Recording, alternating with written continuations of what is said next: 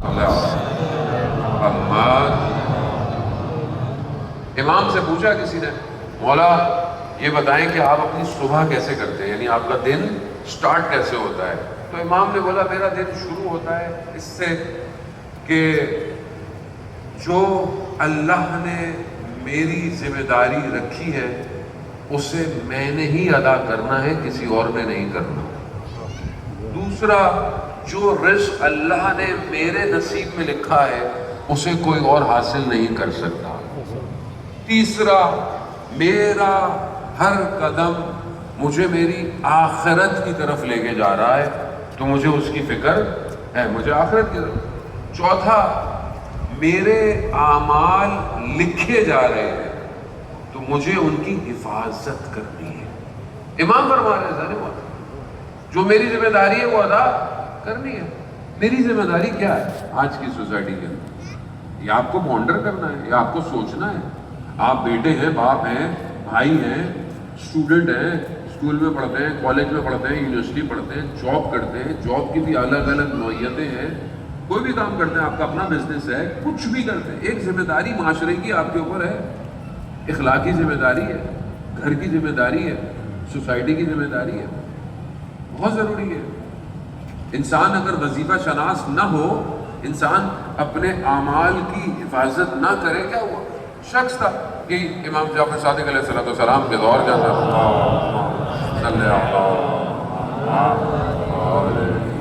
امام کے دور میں شخص تھا، تو امام نے کہا میں دیکھوں تو صحیح یہ اتنی لوگ اسی تعریفیں کرتے ہیں، یہ کرتا کیا ہے؟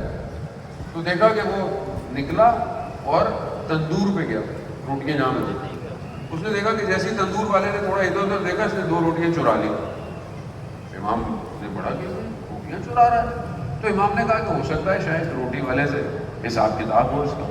آگے گیا پھل کی دکان پہ، تو دیکھا جیسے پھل والے نے ادھر ادھر دیکھا 2 انار چوری کر لیے۔ وہاں بھی امام نے تعجب کیا، لیکن پھر بھی امام نے کہا کہ ہو سکتا ہے کہ پھل والے کے ساتھ اس کا لین دین ہو۔ آگے تھوڑا گیا تو دیکھا ایک فقیر بیٹھا ہوا، اس فقیر کو روٹیاں دے دی، ظاہراً تو اچھا کام کیا۔ آگے بڑا ایک بیمار تھا، اس بیمار کو 2 انار دے دی۔ جیسے آگے گیا تو امام نے بولا رکو میں آپ سے کچھ پوچھنا چاہتا ہوں۔ کہا کیا؟ کہا میری سمجھ میں نہیں آیا کہ تم نے پہلے روٹیاں چوری، انار بھی چوری، اور پھر تم نے وہ بانٹ دیے۔ تو کہا پہلے تو آپ بتائیں آپ کون ہیں؟ امام کو نہیں پہچانتا تھا، آپ کون ہیں؟ امام نے بولا کہ بھائی میں ایسے، پتہ نہیں کہاں رہتے؟ کہا مدینے میں ہوں۔ کہا حسب نسب؟ کہا میں رسول کے حسب نسب سے۔ اوپر کون سی آگے کون ہے؟ کہتا آپ کی حسب نسب ایسا ہے تو آپ کو نہیں سمجھ میں آیا میں نے کیا کیا؟ آپ اب آگے امام کو کہتا ہے کہ آپ نے قرآن کی آیت نہیں پڑھی؟ امام نے کہا نہیں آپ بتا دو۔ تو اس نے کہا کہ اللہ قرآن میں کہہ رہا ہے، کیا کہہ رہا ہے کہ جب کوئی نیکی کرو، ایک نیکی کرو تو میں اس کے بدلے میں کتنے لکھوں گا؟ 10، اور جب کوئی تم گناہ کرو گے تو اس کے بدلے میں 1 ہی لکھوں گا۔ تو اب میں نے 2 روٹیاں چرائیں، 2 گنا، 2 انار چرائے، 2 گنا، غریب کو روٹیاں دے دی 20 ثواب، انار دے دیے 20 ثواب، 40۔ کہا 40 میں سے 4 مائنس کر لیں، تو کہا 46 تو پھر بھی، یعنی 36 تو پھر بھی میرے پاس ہے۔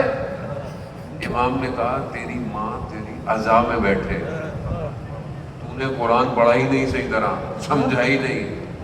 کہا خدا قرآن میں ہی کہتا ہے میں عمل کو تقوی والوں سے قبول کرتا ہوں، میں عمل چور کا قبول۔ کہا تم چوری کی، لوگوں کا مال کھایا، لوگوں کا حق کھا کر لوگوں کو لے کر ثواب کما رہے۔ ہمارا بھی کچھ چیپٹر ایسے ہی ہے، نیکی، تقوی، اختیار ہونا چاہیے، وجود میں ہونا چاہیے۔ یہ 2+2 سچویشن نہیں ہے۔ پرہیز جتنا کریں گے، جتنا عمل کریں گے، اتنی نورانیت بڑھتی چلی جائے گی۔ جہاں ذرا سا بھی غلطی ہوئی بعض اوقات پوری نور نکل جاتا ہے، پورا نور نکل جاتا ہے، پورا نور۔ اللہ کے ولی اتنے اپنا خیال رکھتے تھے کہ کہیں کوئی ایسی چیز نہ ہو کہ جو انہوں نے عبادت کی ہے وہ پرواز کر جائے، پرواز کر، خاموش رہتے تھے، بولتے نہیں تھے۔ امتحان ہے نا، آزمائش ہے، شیطان ایکٹیویٹ ہے، شیطان قوم کو نہیں چھوڑتا، شیطان شخص کو نہیں چھوڑتا، کسی کو نہیں چھوڑتا۔ بہت بڑے عالم دین تھے، آیت اللہ غازی طباطبائی کے شاگرد تھے، لوہار تھے، اتنی عبادت کرتے تھے، ساری رات قیام میں کھڑے رہتے تھے، بہت عبادت کرتے تھے۔ امتحان کیا تھا؟ جب گھر جاتے تھے، غریب تھے، جتنی محنت کرتے تھے، لوہار تھے، جو پیسہ آتا تھا ڈبے میں لوگ ڈال دیتے تھے، اور ڈبے میں لکھا ہوتا جس کو جتنی ضرورت ہے لے جاؤ، آخر میں ان کے اپنے لیے تھوڑا سا سکہ ہی بچتا تھا بس۔ فقر، اس فقر کی وجہ سے ان کی زوجہ کی جو والدہ تھی وہ بہت زیادہ ان کو برا بھلا کہتی تھی، اتنا برا بھلا کہتی تھی، اپنے استاد کے پاس پہنچے گے کہ مجھ سے صبر نہیں ہوتا جو یہ مجھے بولتی ہیں۔ انہوں نے کہا تمہارا امتحان یہی ہے۔ ایسی خاموشی اختیار کی۔ ایک دن انہوں نے اتنا بولا کہ کربلا سے باہر نکل گئے، باہر نکلے کربلا سے، دیکھا اپنے وجود کے اندر سے نفس نکل کر باہر چل رہا ہے۔ آزمائش ہے، امتحان ہے، شیطان ہر وقت آپ کے پیچھے لگا ہوا ہے، فرصت تلاش کرتا ہے۔